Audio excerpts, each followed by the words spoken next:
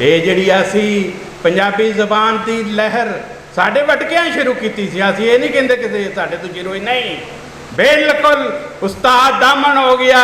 ते साढ़े उस वेले दे जिन्ने भी सवाहान साहब होए आनी सन, जनाब फखर जमान साहब के सारे ही, अफजल हसन रंधावा होवे, ते इन्हां लोकां नूं बैन की रखा गया। उन्होंने ग्रुप नूं सिख ग्रुप करार दे के उन्होंने कढ़ दिता गया जिहड़ा सी राइटर्स गिल्ड उहदे विचों।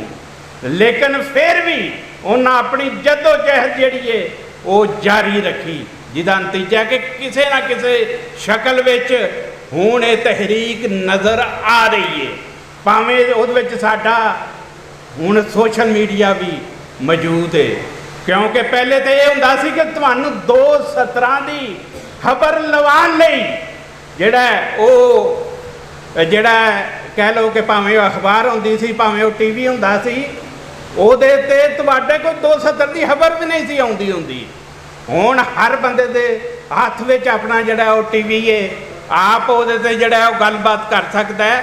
साडे बहुत सारे बंदे ये समझ रहे ने, यानी जिहड़ी पंजाबी दी एक शौर आना चाहिए सी, उहदे विच बहुत सारे जात पात के चक्कर विच पै गए ने कि फलाना ये जात दूजियां तो तगड़ी है, यह जिहड़ी कौम यानी गोतां दी लड़ाई विच पै गए। फिर बहुत सारे इंज ने, उन्हां दी पंजाबी सेवा इंज ही बन गई है कि खुले खुले कपड़े पा के विहड़े विच उठे तो फिर टुर के वहा दिता कि मैं जनाब बड़ा वड्डा जना वा। नहीं, जिहड़ा बहुतियां रोटियां खांदा वो जना नहीं, जिहदा दिमाग वड्डा है, जिहड़ा कुछ करना चाहता है वो वड्डा बंदा है।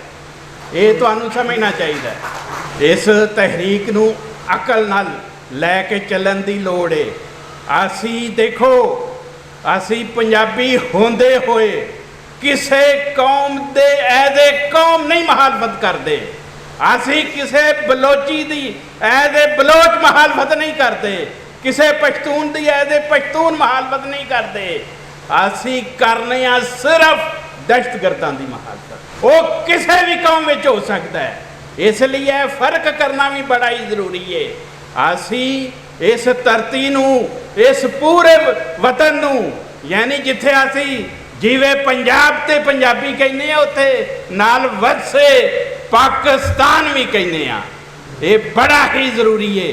असां जोड़ के भी रखना है, लोकां नूं नाल लैके भी रखना है। लेकिन जेड़ा तुहानू गलत राह ते लांदा है, जिहने लाए है बल्कि गलत राह ते, देखो हिस्टरी अगर तुसीं वेखो ते जेड़ा गवादर है वो पंजाबियां दे अपने टैक्सां नाल फिरोज खान नून ने 1956 विच अमान को खरीदिया सी। वो बलोचिस्तान का हिस्सा ही नहीं, पंजाबियां दी खून पसीने की कमाई नाल खरीदे है।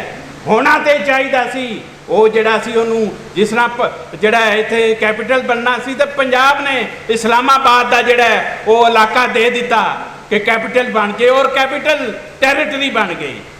चाहिए तो यह सी कि गवादर भी कैपिटल टैरेटरी होंदा, उत्थे सारियां कौमां जिहड़ियां बराबर रहिंदियां।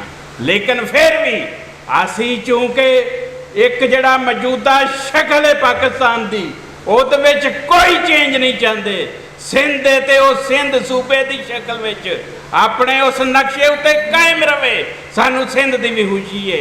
इस तरह ही असी पंजाब के बारे भी यही तवक्को करने कि कोई सियासतदान किसी भी जमात का यह ना कहे कि जनाब पंजाब के टोटे किए जान, नहीं, पंजाब भी उस तरह ही रहे।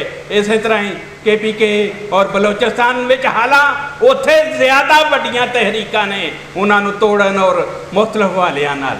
इसलिए साड़ी गुजारिश है कि असी जो भी बुल्ले शाह ने फरमाया सी उहदे ते कायम रहिंदे होए, इस घर दे विच चोरी हुई है, असां जागना और जाग के ही असी सारे जिहड़ा अपना मैसेज सारी लोकाई तक पहुँचाना।